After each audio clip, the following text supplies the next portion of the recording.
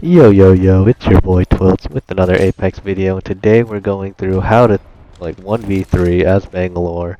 At the start of a game, we just drop, both my teammates aren't playing, so I get pushed initially, so it's important to try and get that first kill and thirst, so, you're gonna be 1v3ing, so you really need to make sure that they're not getting free reses and stuff. Thankfully, they shoot my teammate who's not playing, so it's a free damage and kill ended up for me, and then it was just the third right there. So right there, I just absolutely fried them. Take your time when you're hitting their shots, but I mean, you really need to start playing aggressively if you're gonna be 1v3ing. Just making sure that you're not letting them heal up, you're not letting them res, and they're not gonna be reversing the situation on you. So right there, I got him at the top, but he was actually healing down below. Got the kill. That was fine. I have no idea where that box came from, honestly speaking, but I mean, it is what it is. So, um, so getting some quick loot and then moving on to the next area. I ended up getting pushed by some random dude who was actually just trying to run away from me. I was actually on my phone, so it took me a second to actually shoot him and figure out where he was. I didn't know exactly where he ended up going. Just looking around, I think he went to roof at this point, but by the time I got up there, if I even got up, yeah, I just gave up because he was running all around. So I ended up trying to bait him off with a teammate res. I mean, he's not playing, but it'll be at least be a bullet sponge for us. So it ends up working. He ends up climbing up, and we end up getting that nice easy kill with a little bit of misses here and there. That's okay. Yeah, we're all human. And yeah, and this is how you play Bangalore. All right, so thing is, you always want to start rotating too. Look for those early fights. If you hear people fighting, you really want to try and third that. I saw this Pathfinder taking zip. I got him so flash, bro. I'm so sad I didn't miss it. And if you listen right there, I actually did hit him, so I would have got him sadly. But Ray took my kill. It's okay. We're gonna clean her up right here. Right, there were two solos. Who would have guessed? But easy stuff. So get all your loot that you can, cause I mean, how many chances are you're gonna have to loot if you're playing by yourself? Probably not a ton. You're really just looking for rotations to either stay on height. So you want people to end up pushing you if you're gonna play by yourself. So right here, I see two people coming in. So I'm not gonna push them. I mean, I could have ulted here, honestly speaking. The only thing was I didn't exactly figure out what kind of characters they were. If I wasted my bang ult here, it might have been detrimental.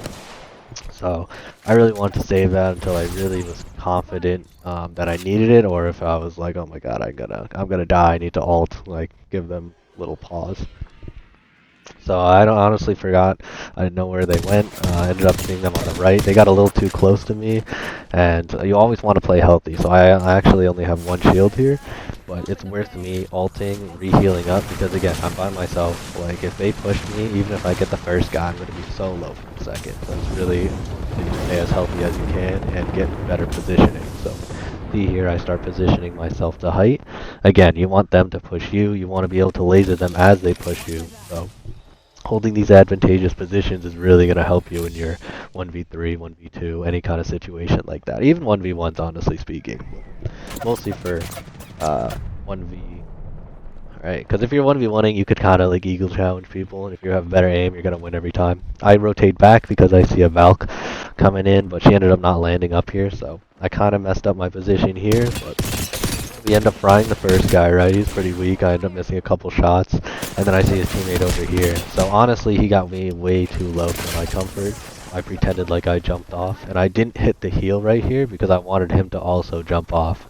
The smoke was a good way for them to not know where I was going for, and I decided to hit a bat instead of a Phoenix kit because if they ended up pushing me right here now, I wanted to have at least as much health as I could, at least a bat off. If I hit that Phoenix hit and they pushed, I still would have flushed, so not ideal. It's really just a situational thing, but there's been a lot of times where, uh, you just hit a Phoenix kit because you're getting greedy, and then they push you, and you lose the fight because if you just had a little more health, you would have won. It is what it is. They ended up dropping down, I believe. I thought maybe they could be under that cubby hole, but they were definitely not there after checking a couple times. I didn't hear them anymore, so we ended up having this whole top side to ourselves, which was definitely beneficial. And now we're looking down at teams. So now just doing a little bit of damage, poking, see what kind of shields they have, see who's on what team, where people are placed, where they're trying to go. All that is really important information for you to decide what you're going to do for your next. Alright, again, you always want to try to hold height. You really don't want to give up that positioning unless you really have to, unless you get it down or you get someone really weak and like you're really confident you're going to win the fight from that point on, you could do it. But right here, I'm just trying to scout. I'm trying to figure out where people are, where I could just jump into, I can rotate, and where would be the best place for me. So I ended up having evac tower, which was clutch. I decided that right now there's really no one up top where that first person was.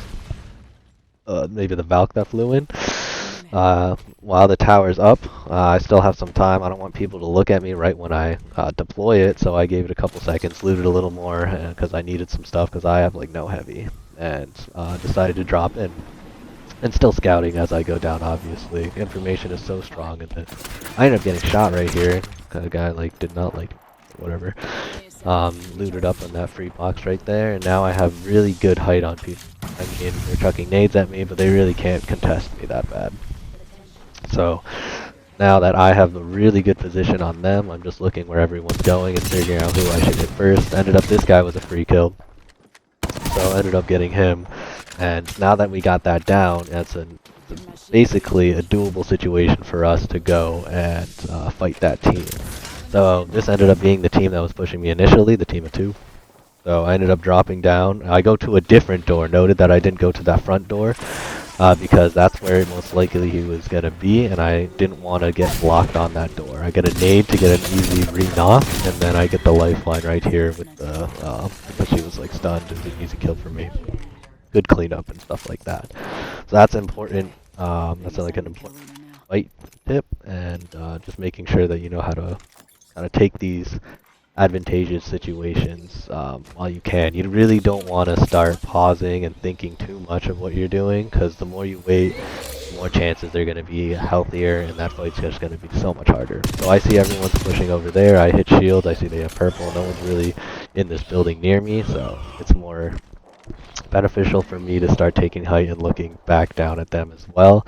Again, you want them to push you. It's not like, as me, as a solo, again, like, could I just rush in there and maybe get a kill or two? Yeah. But will I survive? Most likely not. And we don't know how many people are alive on their team, and we don't know exactly how many people are in there. So one of the squads ended up dying in there, so really wasn't able to third that too well. I let them know I was there though, so they're gonna start peeking me soon, and then hopefully I could just get a couple good shots here. Yep, someone has red. Again, make sure you're healthy. They ended up starting to 8 me. So I debated putting my ult there, probably not a beneficial place. I ended up repositioning her right here, right? I shut the door. They don't know exactly where I am, and my ult's gonna hit that side. Thank God I have like a little space right here that I could just play off of, don't get hit. The dude comes out the door. I could have hit him, but really it wasn't a beneficial fight. I got his teammate instead. I thirsted, and right here is where I messed up. Like, I really just should have took that shield swap. And, I could have maybe survived that. I barely heard the dude enter the first floor. And, honestly, if I got that shield swap, I might have been able to either ape the dude that jumped down right then and there, or I could have started fighting the